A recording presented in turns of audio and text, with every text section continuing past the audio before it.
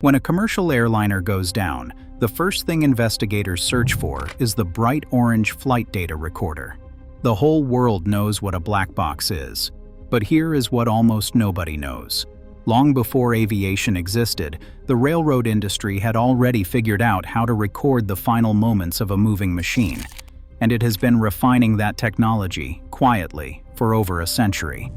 Hidden inside the electrical cabinet of every modern locomotive is a crash-hardened memory module logging dozens of parameters, second by second, mile after mile, shift after shift. It can survive fire, crushing steel, and days underwater. It was built to answer one question: what really happened in the moments before a wreck? But somewhere along the way, that noble machine picked up a second job. What began as a tool to investigate catastrophe has quietly transformed into something else entirely: an invisible supervisor that never blinks. The story starts with a pencil. In the middle of the 20th century, decades before microchips, locomotives began carrying mechanical speed recorders, devices from manufacturers like Barco that were pure clockwork ingenuity. A cable driven off the axle turned gears inside a sealed case, and those gears moved a stylus across a slowly scrolling roll of paper tape. The result was a continuous graph of the run, speed on one axis, time and distance unwinding beneath it. When the locomotive accelerated, the line climbed. When the engineer braked for a signal, the line fell.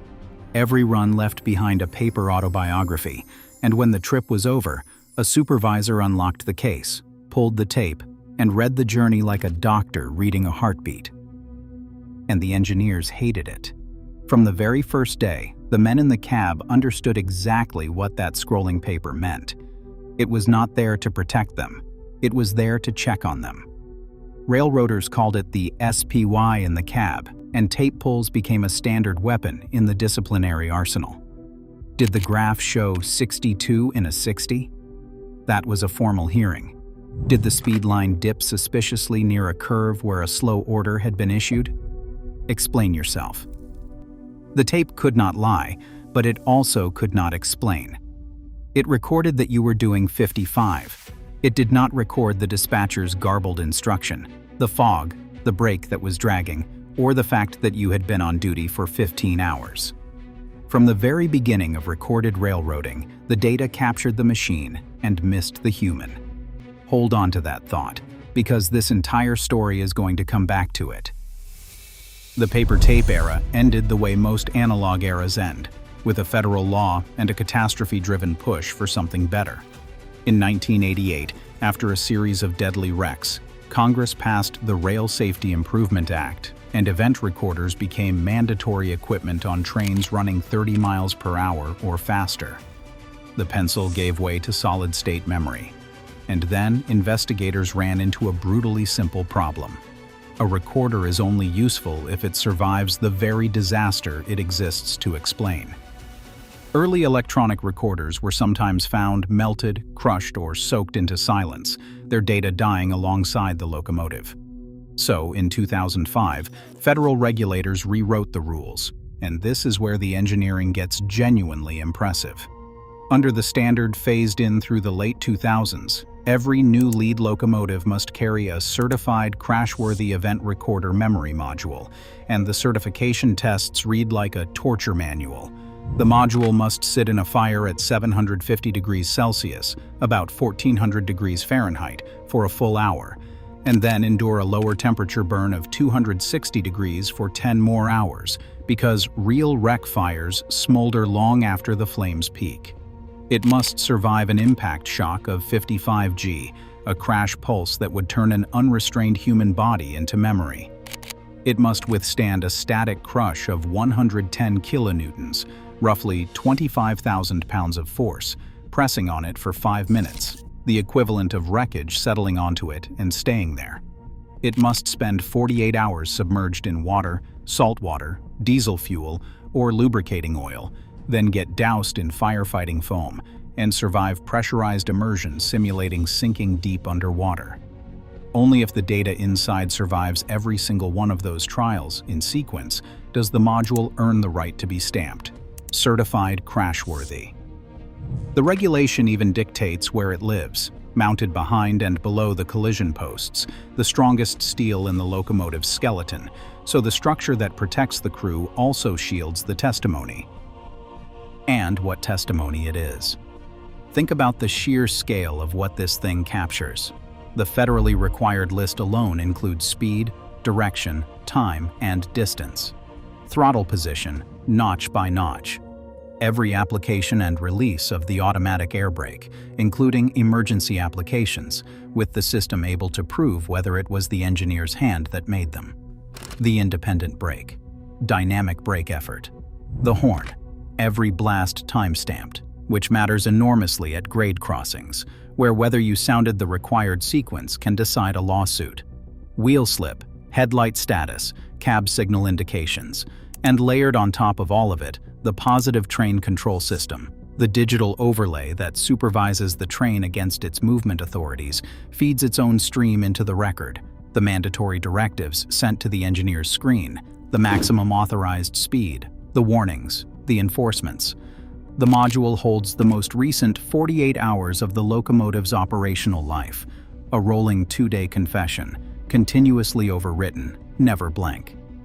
When investigators download it after a wreck, they can rebuild the run second by second, where the throttle was, when the brakes went in, how fast the train was moving, whether the horn sounded, what the screen was telling the engineer at the moment everything went wrong.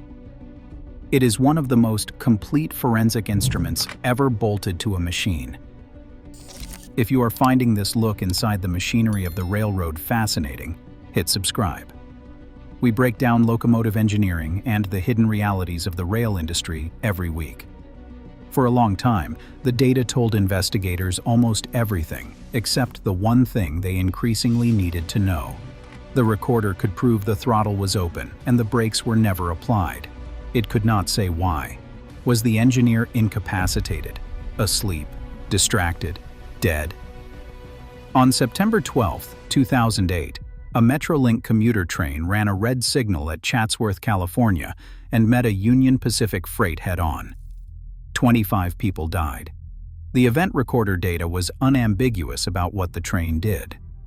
It took the investigation into the engineer's phone records to learn what the human did. He had been texting, and he never touched the brakes. The National Transportation Safety Board had been pushing for years for cameras in the cab, and after Chatsworth, and after a 2015 Amtrak derailment in Philadelphia that killed 8 and left investigators struggling to reconstruct what the engineer was doing, the pressure became irresistible.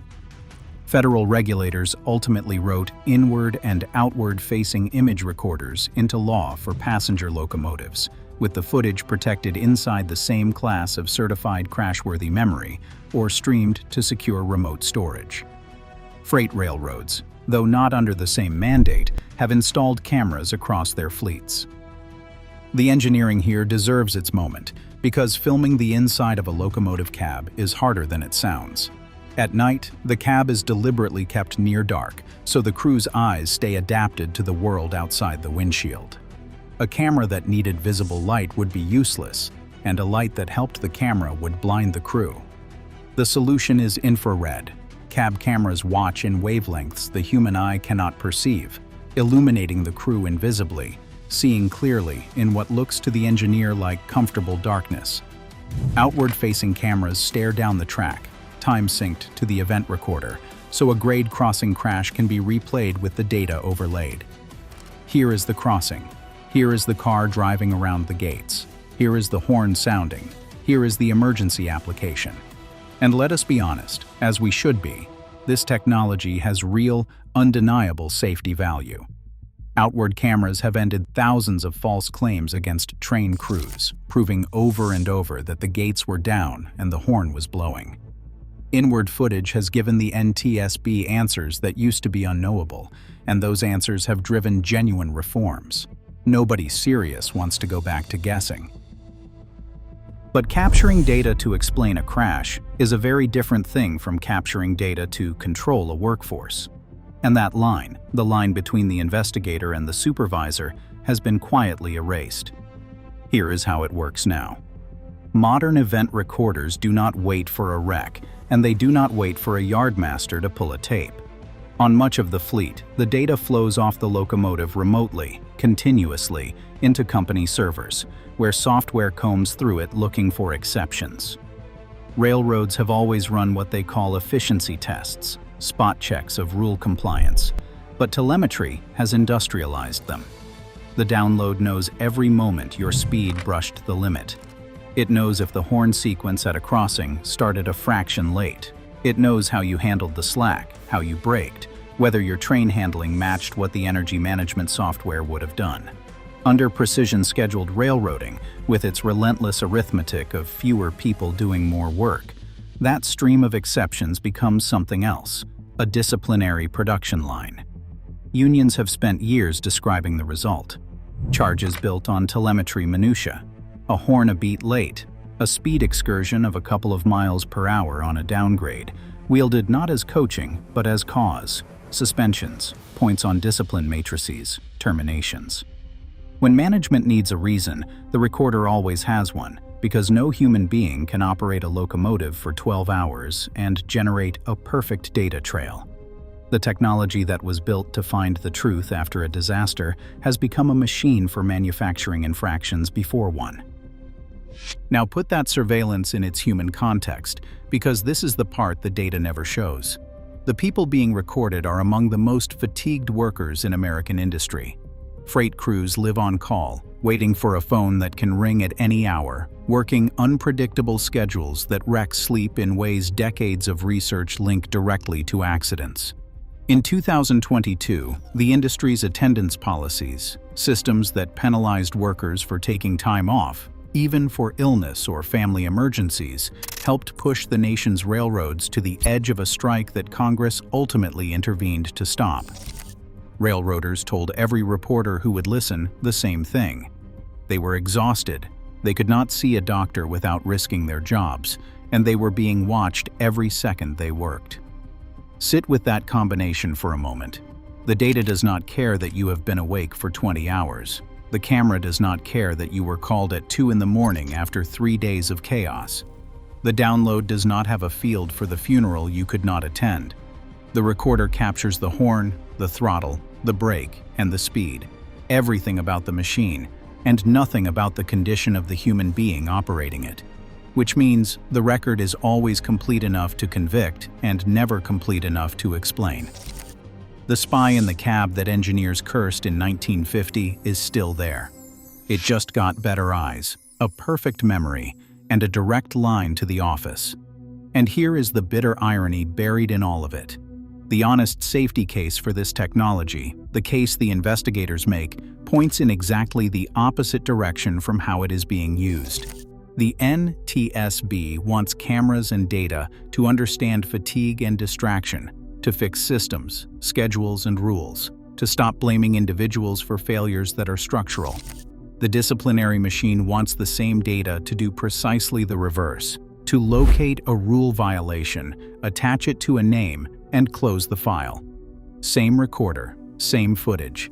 Two opposite philosophies of what safety means. One asks why the human failed.